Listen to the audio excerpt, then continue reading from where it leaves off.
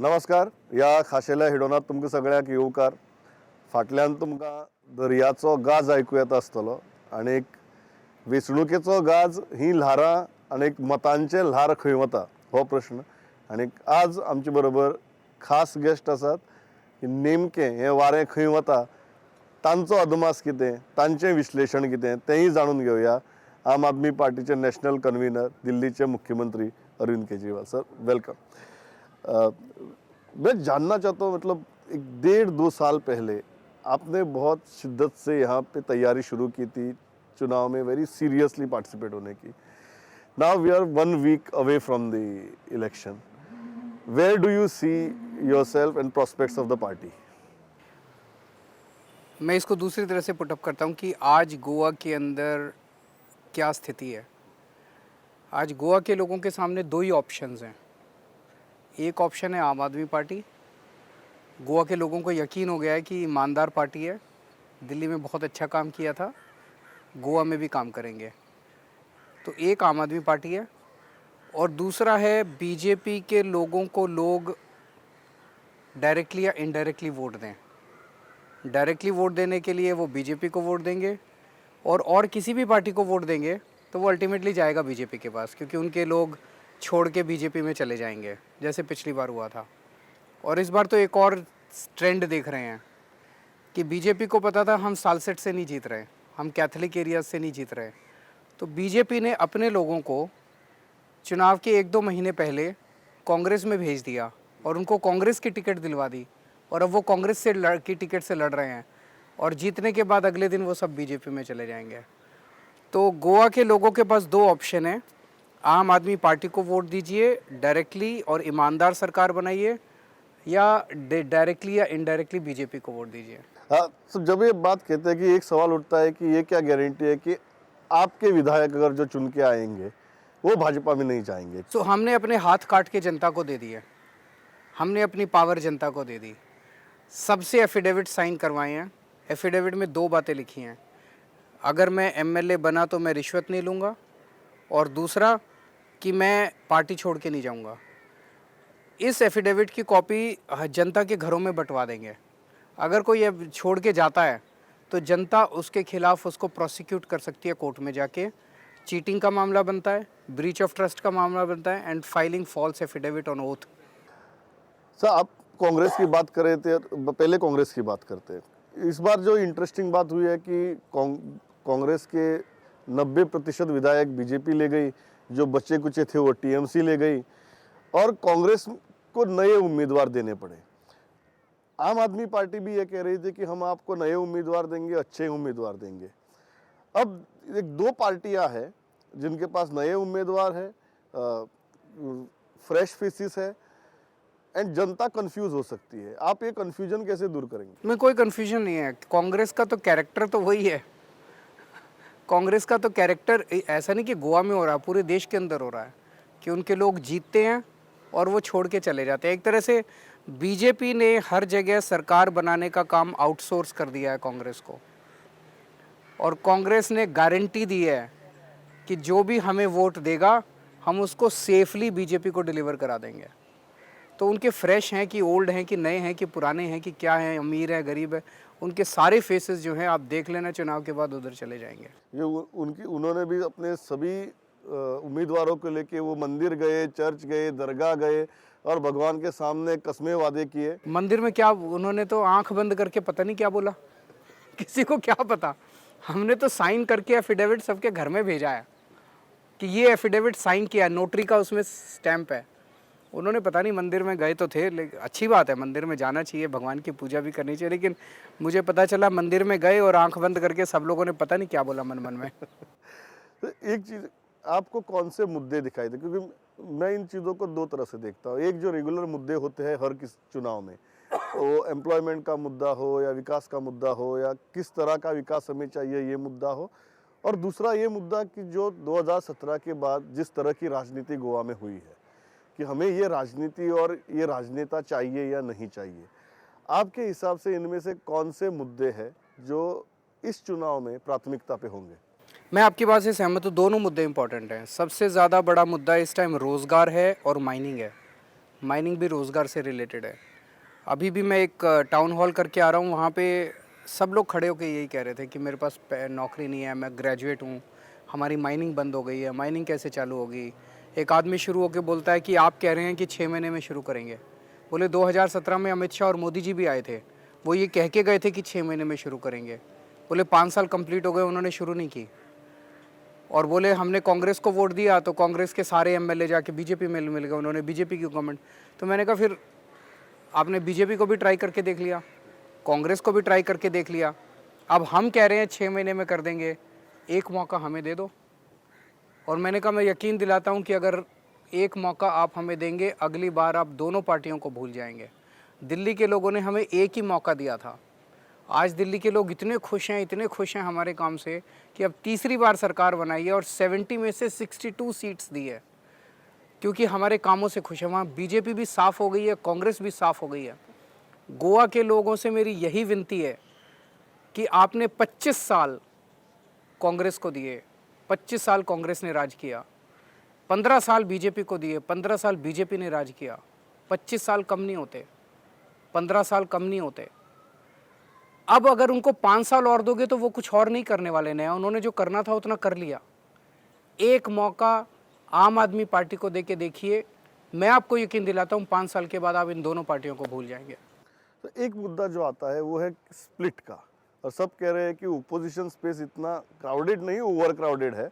और उनमें से भी एक चीज़ें जो हर सर्वेक्षण में उभर के आ रहा है कि आम आदमी पार्टी का बहुत बड़ा वोट शेयर है, उतना ही वोट शेयर कांग्रेस का भी है, और there is a vertical split in this vote share.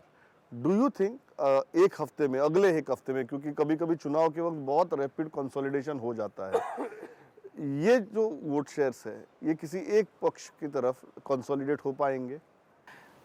ये चुनाव उम्मीद का चुनाव है, होप का चुनाव है। जैसे मैंने कहा, वो लड़का खड़ा होकर मुझे कहता है जी पिछली बार वो भी आए थे, मोदी जी भी आए थे, अमित शाह भी आए थे, वो भी झूठ बोल के चले गए। कांग्रेस को भी ट्राई कर लिया, बीजेपी। तो लोग ये देख रहे हैं कि इन दोनों पार्टियों का हर बार ये जो तिगड़मबाजी है, इससे गोवा सुधर नहीं रहा। दोनों पार्टियों ने और दोनों पार्टी के नेताओं ने मिलकर गोवा को लूट लिया है। आम आदमी पार्टी एक ईमानदार ऑप्शन है। जब हम कहते हैं ईमानदार सरकार बनाएंगे तो कई लोगों को तो यकीन नहीं होता गोवा में ये ईमानदार सरकार क्या होती है, ऐसा कुछ होता है क्या, पर दिल्ली में करके दिखाया है। तो आज ये वाला चुनाव उम्मीद का चुनाव है, लोगों को उम्मीद है कि एक नई पार्टी आके कुछ करेगी। दूसरी बात, आपने वोट स्प्लिट की बात की, मैं सी वोटर के सर्वे की बात करता हूँ। वो काफ़ी फेमस एजेंसी है, नेशनल एजेंसी है। अभी लेटेस्ट उनका जो सर्वे कुछ 15-20 दिन पहले आया था, उसमें बीजेपी को 29% था, आम आदमी पार्टी को 27% था, और कांग्रेस को 18 या 19% था। तो 2% पीछे हैं बीजेपी से। तो मेरी गोवा के लोगों से अपील है कि एक थोड़ा जोर का धक्का मारिए, सब लोग मिलके, सारे वोटर्स मिलके, और 7-8% आगे कर दीजिए बीजेपी से, और सरकार पूर्ण बहुमत की बना दीजिए। आपको क्या लगता है कि स्प्लिट नहीं होगा, कंसोलिडेशन होगा अगले 7 दिनों में? क्योंकि लोगों के मन में भी ये सवाल है कि जनरली लोगों को लगता है कि हम क्या करें, क्या सभी लोग ऐसे एक जैसा सोचकर वोट करेंगे या नहीं करेंगे? मैं सब लोगों को यही कहना चाहता हूँ कि एक बार आप ये सोचिए कि आपने 25 साल एक पार्टी को दिए, उसने आपके लिए कुछ नहीं किया, अगले 5 साल भी वो कुछ नहीं करने वाले। 15 साल दूसरी पार्टी को दिए, उसने आपके लिए 15 साल में कुछ नहीं किया। दिल्ली के लोगों ने एक पार्टी को एक बार मौका दिया था, और दिल्ली के लोग आज इतने खुश हैं। एक मौका देके देखिए। कहते हैं कि 23,000 करोड़ रुपए का कर्जा है गोवा के ऊपर। ये 23,000 करोड़ रुपया कहाँ गया? कर्जा क्यों है? पिछले 25 साल में क्या गोवा में एक भी नया स्कूल बना? नहीं बना। एक भी नया कॉलेज बना? नहीं बना। एक भी नई यूनिवर्सिटी बनी? नहीं बनी। एक भी नया हॉस्पिटल बना? नहीं बना। एक भी नई डिस्पेंसरी बनी? नहीं बनी। कोई नई सड़क बनी? नहीं बनी। तो ये 23,000 करोड़ रुपया गया कहाँ जब कोई काम ही नहीं हुआ? तो ये तो सारा इनकी जेब में गया, एक सारा इनके स्विस बैंक में गया। बीजेपी आज सुबह एक गोवा का बंदा मिला मुझे, वो बोलता है सर ये गोवा के जो टॉप के पॉलिटिशियंस हैं ना, उनमें से किसी को पकड़ के एक चीज़ पूछना कि आप अपनी टोटल वेल्थ कैलकुलेट करके बता सकते हो कितनी है? कहता है इनको हिसाब ही नहीं है इनकी कितनी वेल्थ है, न्यूजीलैंड में कितनी प्रॉपर्टी है, अमेरिका में कितनी प्रॉपर्टी है। ये 23,000 करोड़ रुपया जो स्विस बैंकों में जा रहा है, इसको बंद करेंगे, इस लूट को बंद करेंगे। और गोवा के अंदर जो पैसा है, जो बजट है, उसकी कमी नहीं है पैसे की। बीजेपी आज अपना पूरा चुनाव जो है वो दो मुद्दों पे लड़ रही है। एक कह रहे कि इंफ्रास्ट्रक्चर डेवलपमेंट जो उन्होंने किया है पिछले क्या 10 किया? साल में, कुछ भी और नहीं किया। स्टेबिलिटी, ये दो मुद्दों पे वो चुनाव लड़ रही है। बीजेपी ने पिछले 5 साल के अंदर, ये घोटालों की सरकार है।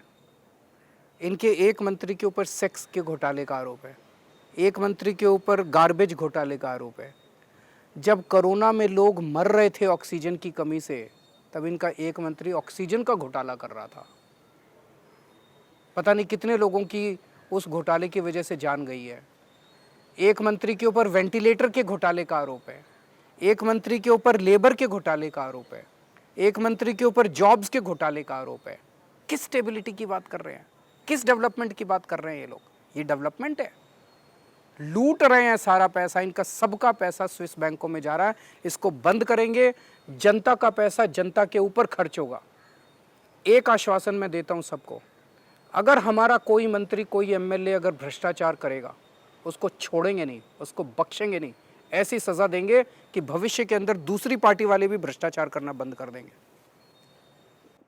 आपके उम्मीदवार जो है मुख्यमंत्री पद के, अमित पालेकर जी, अभी अभी यहीं पे एक राष्ट्रीय चैनल का वार्तालाप चल रहा था जहां पे हमारे मुख्यमंत्री आए थे। उन्होंने सीधा अमित जी पर बहुत सारे आरोप लगाना शुरू कर दिया। कहने लगे कि आप बाबूश मोन्सेरात के सेक्शंस पूछते हो हमसे, जाके अमित पालेकर जी के भी सेक्शंस पूछो। How do you respond to such kind of criticism कि आपके मुख्यमंत्री पद के उम्मीदवार के ऊपर बीजेपी के मुख्यमंत्री अब आरोप करने लगे हैं? बेबुनियाद आरोप है। आप उनका एफिडेविट उठा के देख लीजिए, उसमें एक भी केस नहीं है उनके ऊपर। गोवा के रिनाउंड लॉयर हैं हमारे सीएम कैंडिडेट, कट्टर ईमानदार आदमी हैं, फ्रेश फेस हैं, कभी राजनीति में नहीं रहे, केवल और केवल गोवा के विकास के लिए राजनीति में आए हैं। क्या लगता है आपको कि ऐसा नया चेहरा पहली बार, मतलब वो केजरीवाल तो नहीं है, लेकिन आपने कोशिश की है कि आप ऐसे एक व्यक्ति को राजनीति में लाए जो शिक्षित है, एरुडाइट है, और जो लोगों के सामने आप प्रेजेंट कर सके? क्या लगता है कि गोवा में जनता ऐसे नए फेस को एक्सेप्ट करने के लिए तैयार है? क्यों नहीं है? जनता को और क्या चाहिए? एक ऐसा पढ़ा लिखा व्यक्ति जिसके दिल में गोवा बसता है, जो गोवा के लिए कुछ भी करने के लिए तैयार है। अभी उन्होंने ओल्ड गोवा के हेरिटेज को बचाने के लिए आमरण अनशन किया था। आज की दुनिया में कौन करता है? और स्पेशली गोवा की पॉलिटिक्स के अंदर जब इतना ज़्यादा ये लोग लालची हैं, भ्रष्टाचारी हैं, कोई पॉलिटिशियन आज किसी पार्टी का भूखा रह सकता है? 5 दिन या 6 दिन उन्होंने भूखे रहे थे लोगों के लिए। कौन रहता है? इससे अच्छा चेहरा कौन मिल सकता है, आप बताइए? जो आदमी गोवा के लोगों के लिए अपनी जान देने के लिए तैयार है, उससे अच्छा आदमी और कौन मिलेगा? ऐसे आदमी को एक मौका तो मिलना चाहिए। ये हर कोई कहता है कि ये जो विनेबिलिटी है, मैं पिछली बार भी आपसे क्या पूछ रहा था कि ये जो विनेबिलिटी है, मतलब उसका डेफिनेशन तो मुझे पता नहीं कि विनेबिलिटी राजनीतिक पार्टियां तय करती है या जनता तय करती है, लेकिन जिस किसी को भी टिकट दिया जाता है बोला जाता है कि ये हमने विनेबिलिटी के आधार पे किया है। क्या अमित पालेकर या आपके बाकी के उम्मीदवार जो दिखने में बहुत अच्छे हैं, उनका प्रोफाइल बहुत अच्छा है, ये जो विनेबिलिटी की परिभाषा है उसमें फिट हो जाएंगे? देखिए, जिस दिन जनता तय कर लेती है ना, उस दिन बड़ी बड़ी कुर्सियां हिल जाती हैं। दिल्ली के अंदर जनता ने पहली बार तय कर लिया था कि आम आदमी पार्टी को जिताना है। हमारी एक कैंडिडेट थी, हाउसवाइफ थी, वंदना कुमारी, शालीमार बाग से लड़ी थी। उनके ऑपोजिट में जो कैंडिडेट थे वो 4 टाइम मिनिस्टर थे। इस कैंडिडेट के पास पैसा भी नहीं था, कुछ नहीं था, आदमी भी नहीं थे, बस ये husband wife door to door जाते थे और वो जीत गई। एक और कैंडिडेट थी हमारी जो कि जर्नलिज्म करके आई थी, 1 साल बाद उसको टिकट मिली, उसने भी 4 टाइम एमएलए को हराया। एक और कैंडिडेट था जो बिहार से आया था, दिल्ली में सिविल सर्विसेज के एग्ज़ाम देने के लिए कोचिंग कर रहा था, उसको टिकट दिया, वो जीत गया, उसने एक बहुत बड़े मंत्री को हरा दिया। जिस दिन जनता तय कर लेती है और जनता को भरोसा हो जाता है कि इस पार्टी के हाथों में हमारा भविष्य सुरक्षित है, उस दिन बड़ी बड़ी कुर्सियां हिल जाती है। और एक डाउट जो बहुत सारे लोग अभी व्यक्त कर रहे हैं, I am asking you this question because we are just 1 week away from election, और जितने डाउट्स लोगों के दिमाग में है, we need to clear them and tell them कि वेदर दिस इज फेयर और this is unfair, and I am asking this questions to every political party. लोग कहते हैं कि आम आदमी पार्टी है, कोई बैगेज नहीं है। आज बीजेपी के पास बहुत बैगेज है, कांग्रेस के पास बहुत बैगेज है, आम आदमी के पास गोवा में कोई बैगेज नहीं है। 21 जीतेंगे क्या?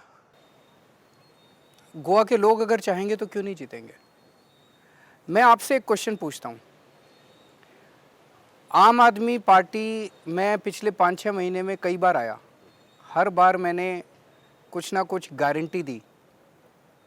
लोगों को सारी गारंटी याद है। मैंने कहा कि हम बिजली 24 घंटे करेंगे, बिजली मुफ्त करेंगे। मैंने कहा आपके लिए अच्छे स्कूल बनाएंगे, आपके लिए अच्छे हॉस्पिटल बनाएंगे, सबको पूरा इलाज मुफ्त मिलेगा, मोहल्ला क्लिनिक बनाएंगे, पानी देंगे फ्री, 24 घंटे पानी देंगे, तीर्थ यात्रा कराएंगे, महिलाओं को 1000-1000 रुपये देंगे, माइनिंग 6 महीने में शुरू करेंगे, बच्चों को रोज़गार देंगे, रोज़गार नहीं मिलेगा तो 3,000 रुपये महीने। ये सब हमने कहा। कांग्रेस का क्या एजेंडा है? आपको कहीं कोई कांग्रेस का कोई स्पोक्स पर्सन या कांग्रेस पार्टी ने कभी कहा कि हमें वोट दो, हम आपके लिए ये करेंगे? कुछ नहीं कहा। बीजेपी का क्या एजेंडा है? बीजेपी ने कहा कि हमें वोट दो, हम ये करेंगे। उनका कोई एजेंडा ही नहीं है। वो गोवा के बारे में सोचते ही नहीं है। उनको गोवा के लोगों की कोई चिंता ही नहीं है। केवल उनका है कि यार किसी तरह से कुर्सी मिल जाए, पैसे कमा ले हम लोग, किसी तरह से कुर्सी मिल जाए, पैसे कमा ले हम लोग, बस बेचैनी है उनकी। उनको गोवा से कोई लेना देना नहीं है। अभी कोरोना हुआ, कोरोना में आम आदमी पार्टी ने जाके घर घर राशन बांटा। गोवा के लोगों की फिक्र है हमें, गोवा की फिक्र है हमें, उनके परिवारों की फिक्र है हमें। ऑक्सीमीटर लेके गए, उन्हें भी कोरोना हो सकता था हमारे वाले। उस टाइम बीजेपी कहाँ थी? गवर्नमेंट कहाँ थी? कांग्रेस कहाँ थी? सब अपने घर में बैठे हुए थे डर के। आम आदमी पार्टी गोवा के बारे में सोचती है, गोवा के लोगों के बारे में सोचती है, उनके भविष्य के बारे में सोचती है। एक मौका अगर पूर्ण बहुमत से गोवा के लोग हमें देंगे, हम कमाल करके दिखा देंगे गोवा के अंदर। और एक एंटिटी जो इस चुनाव में है वो टीएमसी, जो 3 महीना पहले यहाँ पे आए। जैसे आपने उससे बहुत पहले गारंटीज देना शुरू कर दिया था, अचानक उसके बाद उन्होंने शुरुआत की। आपने 1000 कहा, उन्होंने 5000 कहा। मतलब ये रेस सी लग गई। आप इस रेस के तरफ कैसे देखते हैं? टीएमसी को वोट नहीं मिलने वाले, उनको इग्नोर कर दीजिए। अब ये तो गोवा के लोगों की इंसल्ट है कि एक नई पार्टी बाहर से आती है, 3 महीने पहले आती है, उसे गोवा के लोगों का नहीं पता, उसे गोवा का नहीं पता, उसे लोगों से कोई लेना देना नहीं है, और आके कहती है हम चुनाव लड़ेंगे।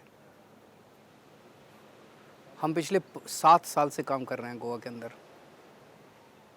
गोवा के लोगों के सुख दुख में काम आए हैं हम लोग, गोवा का हिस्सा बन गए हम लोग। आज एक चीज़ बताइए, पिछले 4 महीने में प्रमोद सावंत कितनी बार दिल्ली गए? कम से कम 20-25 बार तो गए होंगे। हर तीसरे चौथे दिन दिल्ली जाते हैं। क्यों? क्योंकि सारे डिसीजन वहाँ होते हैं, उनकी पार्टी दिल्ली से चलती है। आम आदमी पार्टी के अध्यक्ष राहुल मामरे हैं, वो कितनी बार दिल्ली आए? 2 बार। हमारे सीएम कैंडिडेट अमित पालेकर हैं, वो कितनी बार दिल्ली आए? 2 बार। जब भी काम होता है केजरीवाल गोवा आता है।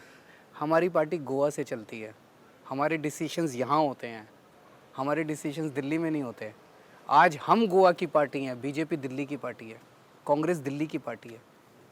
तो एक सवाल जो बहुत लोगों ने भी कहा कि आपसे पूछा कि Goa is a part of your larger plan, a national ambition plan, and that is why it is very significant for you. Do you agree with that? I don't have any national ambition. मेरी एक national ambition है, मैं इस देश से भ्रष्टाचार ख़त्म करना चाहता हूँ। मैं इस देश में सबको अच्छी शिक्षा देना चाहता हूँ। मैं इस देश में सबको अच्छा हेल्थ सर्विसेज देना चाहता हूँ। मैं इस देश की तरक्की चाहता हूँ।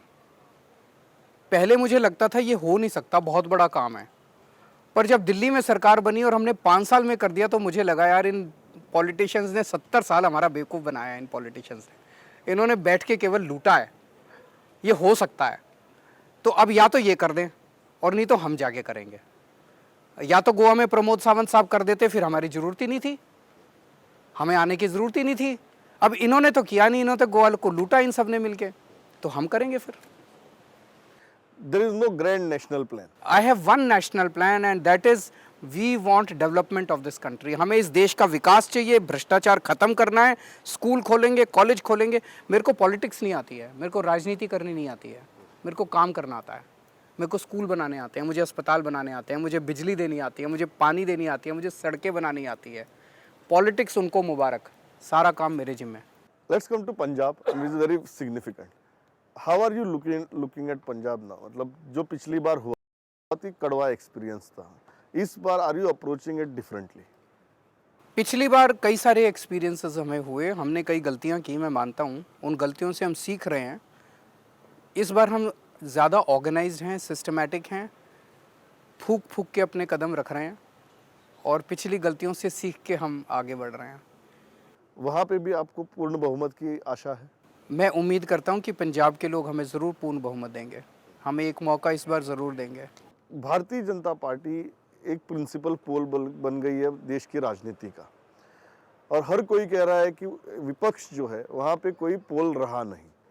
आप इस स्पेस को कैसे देखते हैं? आपको क्या लगता है, क्या आप वो पोल बन सकते हैं या विपक्षी पक्ष पार्टियों का संगठन उसका पोल बन सकता है? क्योंकि ये देश के हिसाब से, राजनीति के हिसाब से, लोकतंत्र के हिसाब से बहुत महत्वपूर्ण बात है। मैं देश की राजनीति को बिल्कुल अलग तरीके से देखता हूँ। जैसा मैंने कहा कि इस देश के लोग मायूस हो चुके हैं, आज इस देश के लोग बीजेपी से भी मायूस हो चुके हैं। उन्होंने प्रधानमंत्री मोदी जी को इतना भारी बहुमत देके जिताया था कि वो कुछ करेंगे, उन्होंने भी कुछ नहीं किया। इस देश के लोगों को उम्मीद चाहिए, काम चाहिए, ऐसी पार्टी चाहिए, ऐसी शख्सियत चाहिए जो उनकी दुख दर्द को, उनकी तकलीफ़ों को दूर करेगी और इस देश को आगे बढ़ाएगी।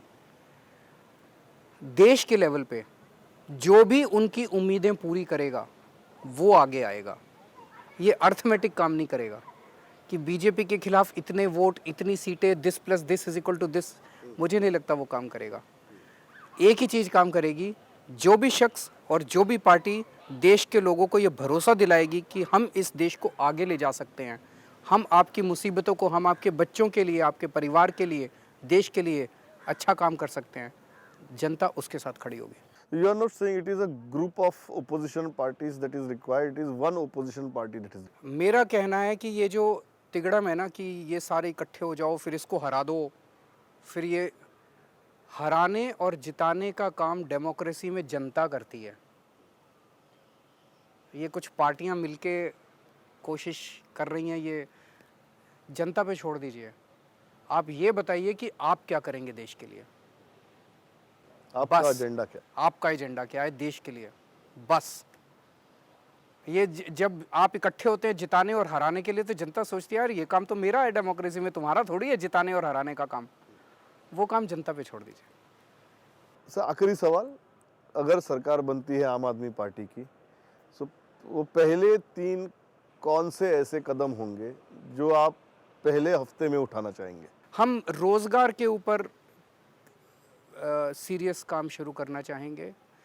करप्शन को दूर करने के लिए 49 दिन की सरकार में दिल्ली से करप्शन ख़त्म कर दिया था, वो सारे स्टेप्स यहाँ उठाएंगे। करप्शन के ऊपर एक बहुत स्ट्रॉन्ग अटैक होगा और गोवा के अंदर करप्शन ख़त्म करके दिखाएंगे, because Goa is a full state. और माइनिंग शुरू करने के लिए तुरंत कदम उठाएंगे। No, it's a very busy schedule because चुनावी माहौल है, प्रचार का माहौल है, फिर भी वक्त निकाला हमसे बातें की। सब pleasure talking. Thank you so much.